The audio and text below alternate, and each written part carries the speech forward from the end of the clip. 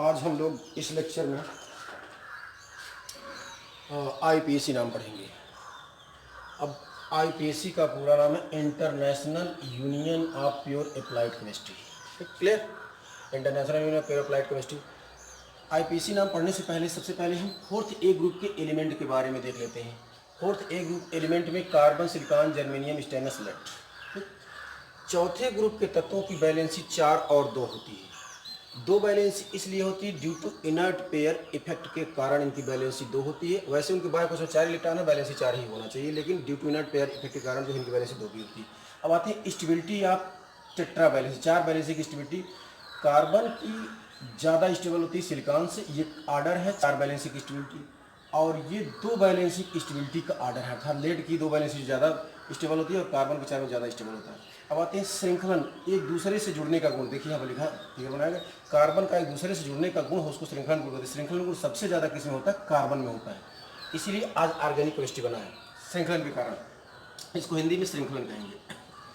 अब आते हैं कार्बन का परमाणु क्रमांक 6 है, 2 4 इलेक्ट्रॉनिक विन्यास है। बैलेंसी सेल में ये बैलेंसी सेल है, बैलेंसी सेल में इलेक्ट्रॉन बैलेंसी इलेक्ट्रॉन है। अब कार्बन जो 3 तरह का बॉन्ड बनाता है, सिंगल बॉन्ड, डबल बॉन्ड और ट्रिपल बॉन्ड बनाता है। सिंगल बॉन्ड में उसका बॉन्ड एंगल 109 डिग्री 28 मिनट होता है। ज्योमेट्री इसका टेट्राहेड्रा होता है। संकरण इसमें sp3 होता है, याद रखना है। 120 होता है, ट्राइगोनल पैरेलल होता है, sp2 संकरण होता है डबल बॉन्ड में। ट्रिपल बॉन्ड में 180 होता है, लीनियर होता है और sp संकरण होता है। इसको आप याद कर लीजिए। अब आते हैं इसमें नेचर ऑफ कार्बन, यानी कार्बन के टाइप कह लीजिए ऐसे। टाइप्स ऑफ कार्बन एटम क्या है? Types of TYPES, types of C atom, carbon परमाणु के प्रकार। इसमें कार्बन प्रकार नंबर 1 हो जाएगा primary carbon atom. Primary carbon atom, इसको 1 डिग्री कार्बन एटम भी कहते हैं। क्या कहते हैं? 1 डिग्री कार्बन एटम। दूसरा है सेकेंडरी कार्बन एटम, इसको 2 डिग्री कार्बन एटम भी कहते हैं। तीसरा है टर्शियरी कार्बन एटम, इसको 3 डिग्री कार्बन एटम भी कहते हैं। चौथा है quaternary, QUATE, quaternary carbon atom, इसको 4 डिग्री कार्बन एटम भी कहते हैं। अब पहचानेंगे कैसे इसको? यानी कार्बन 4 प्रकार, primary carbon atom, secondary carbon atom, tertiary carbon, quaternary carbon, 1 degree carbon, 2 degree carbon, 3 degree carbon, 4 degree carbon. पहचानेंगे कैसे? देखिए CH3, यहाँ CH3 और यहाँ CH3 कर लेते हैं। अब यहाँ पर CS, देखिए इससे जिस कार्बन की डिग्री पहचानना, इससे इसको पहचानना, इससे देखिए एक कार्बन 2 का, ये 1 2 3 और ये 4 लगा है, यानी कितने डिग्री? 4 डिग्री कार्बन एटम हो जाएगा। अब आते हैं यहाँ पर CH और CH3 कर लेते हैं यहाँ पर, और यहाँ पर CH, यहाँ पर CH2 कर लेते हैं, यहाँ पर CH3 कर लेते हैं। अब इसको पहचानना है तो इसको देखिए, इससे एक ये लगा हुआ है, एक ये लगा हुआ है, एक ये लगा हुआ है, ये 3 डिग्री कार्बन एटम हो जाएगा। और इसको पहचानना है, एक ये लगा हुआ है, यानी ये हो जाएगा, ये बीच वाला का 2 डिग्री कार्बन, बाकी ये 1 डिग्री कार्बन एटम, ये 2 डिग्री कार्बन एटम, और नहीं सॉरी ये 1 डिग्री कार्बन एटम, ये भी 1 डिग्री कार्बन एटम, ये और ये भी 1 डिग्री कार्बन एटम हो जाएगा। ये तो कार्बन के टाइप रहा आपका। अब आते हैं आईपीएसी नाम में। आईपीएसी नाम में सबसे पहले आप याद क्या रखेंगे?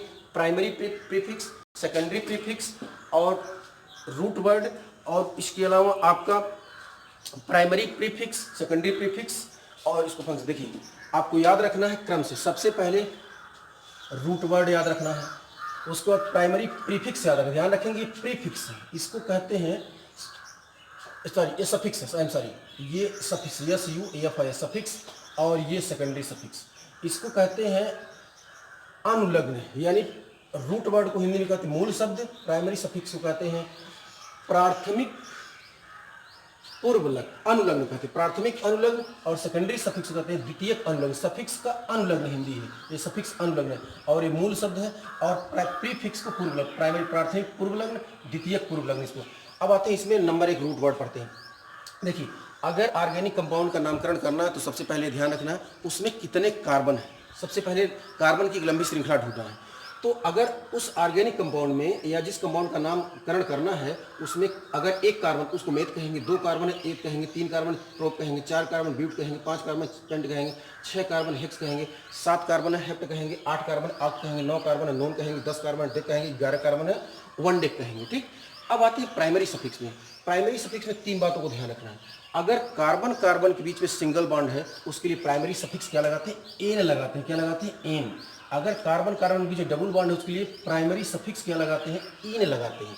अब डबल बॉन्ड की संख्या अगर 2 है तो उसके लिए हम डाई इन कहते हैं। साथ में उसके पहले हम डबल बॉन्ड कितने कार्बन का है उसको हम इंडिकेट कर देते हैं।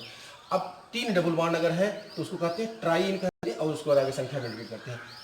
अब आते हैं ये संख्या, ध्यान रखेंगे, जैसे आपको सपोज बस हम यहाँ एक उदाहरण के रूप में बताते हैं, CH2 डबल बॉन्ड CH और यहाँ पर CH डबल बॉन्ड CH2, ये है 1 कार्बन 2 कार्बन 3 कार्बन 4 कार्बन के रूट वर्ड क्या कहते हैं, ब्यूट कहते हैं। ठीक, डबल बॉन्ड है कहाँ, 1 और 3 पर। देखिए 1 से 1 और 2 के बीच में लेकिन 1 लिखा जाता है, 3 और से, तो 1 2 3 यानी 1 3 ये लिखना है, और 2 बार है तो डाई और इन हो जाएगा, ये इस तरह से रखा है।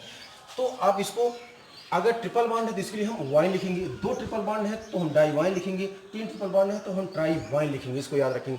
अब आते हैं इसमें तीसरे नंबर में सेकेंडरी सफिक्स आता है। सेकेंडरी सफिक्स में ध्यान से आप समझिएगा, इसको ध्यान से याद रखिएगा क्या कैसे करना है। देखिए अगर हमारा सेकेंडरी सफिक्स को हम फंक्शनल ग्रुप भी कहते हैं, याद रखेंगे। अब फंक्शनल ग्रुप OH, अगर फंक्शनल ग्रुप हमारा OH है, सेकेंडरी सफिक्स हमारा OH है, इसके लिए हम सेकेंडरी सफिक्स की जगह पर, इस जगह पर क्या रखते हैं, तीसरे नंबर पर आल रखते हैं, ध्यान रखेंगे क्या रखते हैं, आल रखते हैं। अब इसके बाद तीसरे नंबर पर अलग थे।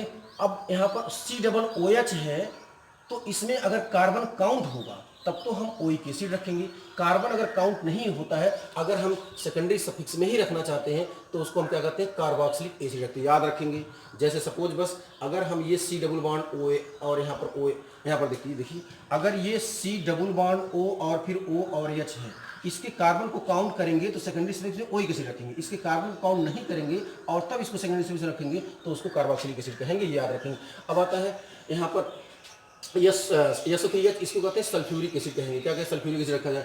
ये देखिए इसके कार्बन दोनों का काउंट होगा, ओइक एनहाइड्राइड रखा जाएगा, इसका सेकेंडरी सफिक्स में नहीं आता, मतलब बिना कार्बन काउंट के नहीं लिख सकते। अब आता है COOR, ये एल्किल OH, इसके बीच में रख सकते हैं जो एल्किल OH। अब इसके कार्बन को नहीं काउंट करते हैं और सेकेंडरी सफिक्स में रखते हैं, एल्किल कार्बोक्सिलेट कहते हैं। और COX ऑयल हैलाइड, इसको कहते हैं कार्बोनिल हैलाइड भी कहा जाएगा। ध्यान रखेंगे जब क्रियात्मक समूह के कार्बन को काउंट करेंगे तो ये नाम लिखेंगे उस सेकेंडरी सफिक्स में, और उसके कार्बन को काउंट नहीं करेंगे और उस सेकेंडरी सफिक्स की जगह ही लिखना है तो ये सब लिखेंगे, इसको याद रखेंगे। ऑयल क्लोराइड और कार्बोनिल क्लोराइड हो जाएगा यहाँ पर। Acyl bromide, carbonyl bromide, acyl iodide, carbonyl iodide, amide, carboxamide, amine, यहाँ कुछ नहीं, कार्बन नाइट्राइल, कार्बोनाइट्राइल, अल और CHO के लिए अल, और कार्बोएल्डिहाइड, और यहाँ इसके लिए ओन और इसके लिए थायोल, याद रखेंगे। ये क्रियात्मक समूह है, क्रियात्मक समूह को सेकेंडरी सफिक्स में रखा जाएगा। जब सेकेंडरी सफिक्स में रखा जाएगा कार्बन काउंट होगा तो ये सब नाम है, और जब सेकेंडरी सफिक्स में रखा जाएगा लेकिन कार्बन काउंट नहीं होगा तो ये सब है।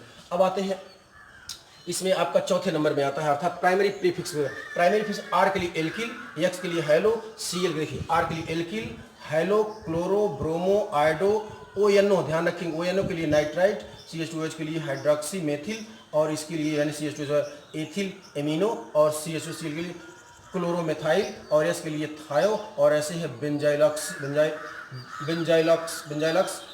और इसके लिए OR एल्कॉक्सी, मिथॉक्सी, एथॉक्सी, इतना। और SO3H अगर आता है, देखिए वही क्रियात्मक समूह, अगर प्रीफिक्स में आएंगे तो सल्फो होगा। COX अगर है तो क्या होगा, हाइलोफार्माइल होगा।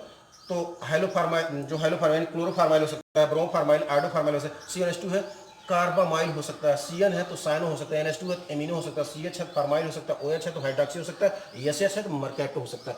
अब आता है एक सेकेंडरी प्रीफिक्स में, ध्यान रखेंगे सेकेंडरी प्रीफिक्स में जो आता है यानी 5 नंबर में जो आता है सेकेंडरी प्रीफिक्स यानी द्वितीयक अनलग्न। सेकेंडरी प्रीफिक्स में अगर देखेंगे इसके लिए आपको ध्यान रखेंगे, अगर इस तरह से कहीं आता है तो इसको कहते हैं साइक्लोप्रोपेन। क्या है, साइक्लोप्रोपेन कहते हैं। इसको ऐसे भी हम लिख सकते हैं CH2 और यहाँ पर CH2 साइक्लोप्रोपेन। अगर ऐसे आता है तो इसको हम क्या कहेंगे, साइक्लोब्यूटेन कहेंगे। क्या कहेंगे, साइक्लोब्यूटेन। अगर ऐसे आता है तो इसको हम क्या कहेंगे, CYCL साइक्लोपेंटेन कहेंगे। अगर ऐसे आता है तो इसको साइक्लोहेक्सेन कहेंगे। क्या कहेंगे, साइक्लोहेक्सेन कहेंगे।